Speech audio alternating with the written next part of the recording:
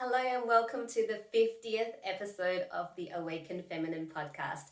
I'm your host, KaKi Lee, and if you haven't done so already, make sure you hit the subscribe button so you don't miss out on another episode. I am super excited because it is the 50th episode of the Awakened Feminine podcast, and I've interviewed I've interviewed more than 41 women, but I've released 41 episodes where I've interviewed and inspiring women who I've met from around the world and share their love and wisdom with you all. And it's been just over 6 months since I launched my first episode of the podcast. I'm just really super proud that I've made it to 50 episodes because apparently most podcasts, when they get started, they die off after 7 episodes. So I've made it to 50, so 2 thumbs up for me. And I'm really humble for the experience, for the journey, and I'm super grateful that I have the opportunity to do this. And for the 50th episode, I was thinking, what should I be talking about? And I thought, oh, maybe I'll talk about gratitude, which I will be talking on a bit. But I thought I'll take this moment to be a bit indulgent and talk about me, because I don't think I've actually shared my story about how this podcast came to be, or how it was birthed, how it was created, or how the idea came about. So I thought it'd be a good time to share that with you all on the 50th episode, and the journey, my journey, the things I've learnt along the way, and people that I really love to thank. I launched this podcast. The first episode was released on the 1st of September 2020.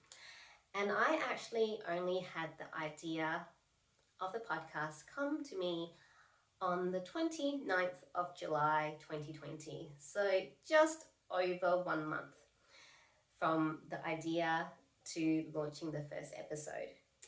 And I can tell you, starting a podcast was on my list of things that I'd love to achieve and love to do. But at that time in July, it was definitely not a priority. It was not even on my radar to start at that point of time. At that time, I was working with a beautiful coach who was my first guest on the podcast, Emily Harris. And I was working with her and talking about packaging up a little program that I could have as an evergreen product, and all those things that you do when you start a coaching business. And I wasn't feeling it, but we kind of went along.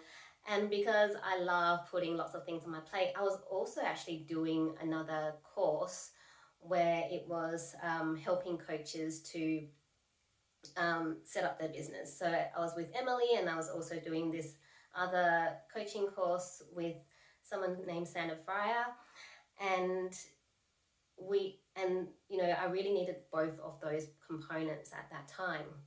But at the same time, I was feeling a bit stressed out from the coaching course, and I wasn't quite sure where I was going with what I was doing with Emily. And at that time, I started doing an activation with one of my previous coaches, or she's still a mentor and coach of mine, Regan Helia. And she is an absolute angel. She has changed my life completely. So I thank her so much for everything that has happened to to get to where I am now. She had a little recording that she promoted, and it was about connecting with your spirit guides and developing a deeper sense of connection with your spirit guides, and I guess also your inner self and all those kind of things. And so I was doing it every morning because you're supposed to do it for 33 days. And I remember and I was fucking busy. I've got 2 kids, I've got a husband, I've got a house, I'm trying to start this business, I'm doing my coaching course, I'm coaching with Emily, trying to put this program together. It was completely nuts, right? And then one morning when I was listening to the recording from Regan, it was this really loud message that said, start your podcast now. And I remember basically going, I don't fucking have time. I don't have the fucking time right now to start a podcast because I'm trying to put a package together, I'm trying to set up my business, I'm doing all these things, right? And then I stopped and I went, okay, well, there's a reason that I got this loud message. So I went, okay, what do I need to do if I start a podcast now? And kid you not, within, I don't know how long, it was, for me, it felt like seconds. I had the name of the podcast. I had what my podcast was about. I had like questions I'll be asking my guests. I had like basically a list of people that I wanted to interview. And it was like, okay, I don't think I can not do this because you just can't get that sort of information so quickly if you weren't meant to do it. So and I remember having a coaching session with Emily that evening. And I basically said to Emily, don't know if I'm crazy. This is what I got in the morning. She's like, okay, let's go with the podcast. So from then on, we worked on the podcast and it was the best thing ever. And I thank Emily so much for helping me with, setting up the podcast, like knowing what to do to start a podcast, right? I mean, yes, I did the work, but without her guidance, I think I would have still been very lost. And with the coaching program, which I also paid quite a bit of money for, I learnt quite a lot there, but I just went, you know what, this has just got to stop. So I pretty much refocused all my energy on the podcast and got it launched, got everything up and running within, over just a month. And that's the lesson that I learned, is that to really, if you really want to do something, if something is, you're really meant to be doing it, it can happen so quickly. Emily, we were having a chat and she's like, there's not many people that start a podcast within a month. Most people plan, and they never get started, or it's like a year later or 2 years later before they get started because they need to get everything perfect. And I remember during the time before the launch that I was like, oh, maybe I need to do an intro and outro and have music, and making all these things complicated because I was trying to self-sabotage and not get it done in time or on time or, whatever it was. And I was talking to Emily, she's like, they're great to have, but you don't need to have it. And I remember obviously, as I said before, Facebook, Instagram know everything. And then I started getting ads pop up about, podcasts. And I can't remember which lady it was, but she was talking about how she just started a podcast in her car, right? It was literally, she just had her phone, she recorded on her phone and uploaded it to the different platforms. And I'm like, okay, cool. And I mean, she's like a multi-millionaire now. Her business is like a multi-million-dollar business. So I'm like, okay, well, everyone starts from somewhere. I really want to do this podcast. I don't know. I would like it to last. I like this to be something that I continue to do because I'm so passionate about it. But I mean, I don't know, right? So I went, okay, let's just keep it simple, because at that time I was going to do 2 episodes a week.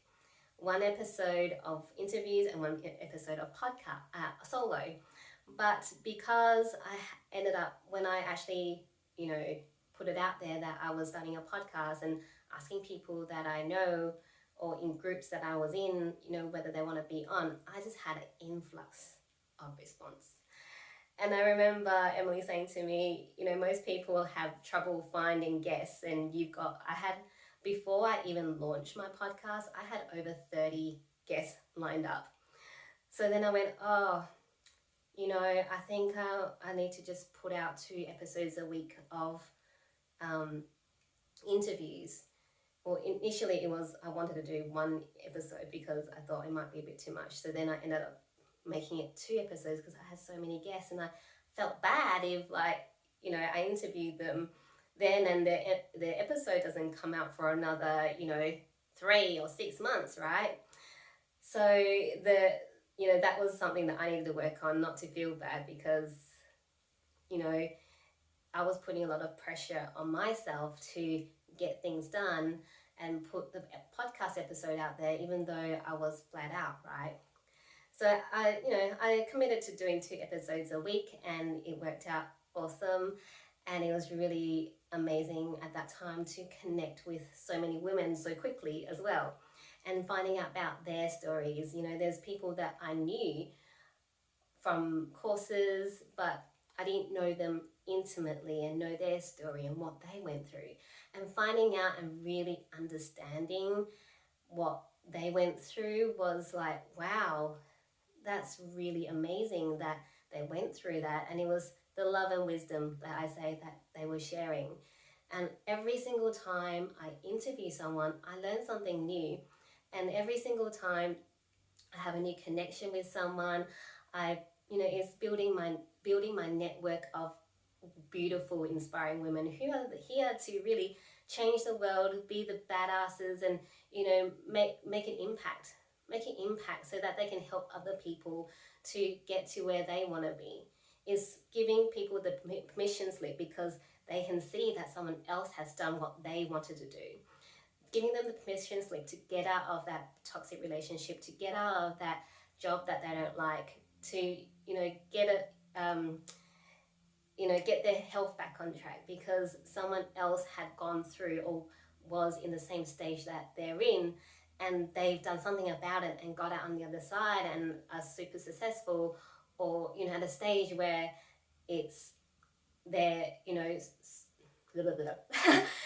at a stage where they're just such a happier person within themselves.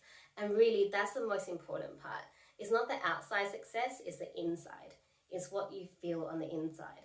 It's the feeling of that you're worth it, you're enough, that you deserve what you're feeling.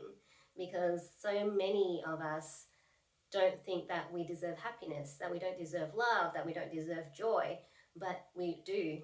You know, we are love, we are joy, we are abundance, and we need to believe that we deserve it in order to actually have it and embody it and really, really, really experience it, right? And so that's my story, blabbering on about how my podcast was birthed. And the lessons along the way was that, you know, it doesn't need to be perfect. You know, perfection kills creativity. Perfection just kills progress, really. So not saying that you don't have a standard.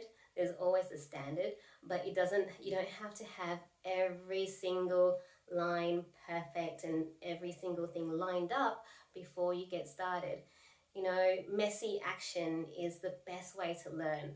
I mean, the first 2 episodes, I was doing subtitles, so that, you know, captions, closed captions, whatever you want to call it, so that, you know, people can experience the interview, I guess, without the sound on, if they can't have the sound on, right? So they know what we're talking about. And I wanted to get it perfect, you know, all the words are, you know, right and all that kind of stuff. So I did it for the first 2 episodes. And then by the 3rd episode, because I was spending a good 8 hours or so doing one episode, it was ridiculous, right? And I was thinking, oh my goodness, if it takes me 8 hours to just do the subtitles, and then I've got the editing, and then I've got the promotion to do, oh my gosh, like, I don't have time to do anything else, because I still wanted to build my coaching business, right? So then I was like, oh my goodness, what do I do? So by the 3rd episode, I stayed up until past midnight to do the subtitles, and I still hadn't finished. I think I was up to I had 5 or 10 minutes left. And because I had committed to launch, releasing the episodes at, noon at the same time each week, I was like, oh my God, I don't have time because I still got all this stuff to do. And then I went, you know what, fuck it. So all the work I did for like however many minutes for the episode, I went, screw it, we're not doing subtitles. If people want subtitles, they can use the auto-generated ones on YouTube or whatever platform, right? It was just, I just couldn't anymore. I was too stressed out, and I knew that if I kept going like that, I'll get burnt out, I won't enjoy the process, and my podcast won't make it past 7 episodes, right? So from that moment on, it was a lot easier. I got things done a lot faster, and now my editing takes, a lot less time than it used to. Definitely not 8 hours. It does take maybe a couple of hours to get everything together for it to, export and put all the pictures or whatever I do to it, but it takes a lot less time. So, and also, I mean, the only thing I really got for my podcast was a really good mic, and I love my mic, and that's the only equipment that I bought. I'm using my laptop to record. I've bought a mic, and then that's it. I just do everything else on my laptop, right? It's not perfect, but people aren't looking for perfection. People are looking for the conversation and how it makes them feel, right? And the conversation doesn't change if the video is better quality or not. Yes, sometimes the sound quality might be a bit funny, especially with internet connections, but generally it is exactly that, how people feel when they listen to the podcast, what they're learning, what they're experiencing. And you don't need to have all the fancy tools and fancy videos and fancy intros and outros for people to enjoy the podcast. Yes, they make it more professional, they make it better, and eventually I will get there. But right now, I'm happy doing what I'm doing, and it's working. My subscribers are going up, my views and my listeners are going up, and I really enjoy the process. The main thing is I enjoy the process. I love, love, love, love, love interviewing all these amazing women that I've had the honor, had the privilege to meet and interview and find out more about them, and sharing their love and wisdom, giving them a platform to share their voice, right? It's been such a beautiful experience, and I'm really, really grateful for it. And the people that I really want to thank is my husband, because oh my goodness, our schedule is like all over the place. I'll have podcast interviews at 10 o'clock at night. So who need to help me put the kids to sleep, and stay there until I finish my podcast interview. I have podcast interviews like early in the morning. I've done it at 6 o'clock before. Now I kind of moved it back a bit. So I'm actually looking more after myself more, because I realize if I don't, then my podcast would not survive, would not keep going. So actually I've put in more healthy boundaries, and also realizing that I need to spend more time with my family as well. So there's all these things that I learned, and also I've learned that, no matter how your friends are supportive, most of them don't even go and listen to your podcast, and to not get offended. I remember when I launched my podcast and I was like, hey friends, this is my podcast, here's the link. And most of the response I had was crickets. My group of girlfriends from uni were really good. They basically gave me a feedback for my first episode, and I think that was it for them. That's enough for them, and that's all cool. They took the time to do it. And then I had, people that I was very close to give me feedback. One of my friends she's a marketer. She's, got actually quite a big following. She was like, KaKi, you need to cut down on intros. It's way too long. So then I took that advice, because I was doing very long intros. And so now my intros are like, yep, this is blah, blah, blah. And, let's keep talking. Whereas before I'd be like, hey, so I met her through this, and this is what she does, and she specializes in this, right? It's just all these things that you learn along the way. And then like my closest group of girlfriends, I don't think any of them listen to my podcast, and that's cool. I think that's the thing, like at the beginning I was upset, I was disappointed, but then I realized that, they don't have an obligation to listen to your podcast. They don't have to, if they don't want to. Just like you don't have to do something you don't want to, you have a choice, and that's their choice, and that's fine. So it's just those things that I learned along the way, which has been very humbling. It's built resilience, built humility, built healthy boundaries, built self-love for me. So as I was saying, I thank my husband, I thank Emily so much, I love her so much. I thank Regan for for deepening my connection with spirit. And I thank all the women that I've interviewed, all my listeners, all my viewers, all my supporters, and also these group of women that I've met and just connected with and just built this beautiful friendship with. It's just been such a beautiful experience. So thank you. I'm so grateful for this experience. And every experience there is something to be grateful for, whether it's good or bad. Usually when something bad happens, what we classify as bad happens, we don't see how we can be grateful for it until maybe even after the fact. Some people may not even see the gratitude they can have for the event after the fact. And sometimes things we might see as good might end up being bad, right? So it's just being grateful for the lessons that you learn, whether the experience in your eyes was good or bad. And yeah, that's the end of me talking about me indulging for the last 20 minutes or so. So thank you so much for listening. If you found this episode interesting or helpful in any way, please share it with your friends and family. And as always, until next time, I love you, I believe in you, and remember to always spread love, joy, and kindness wherever you go.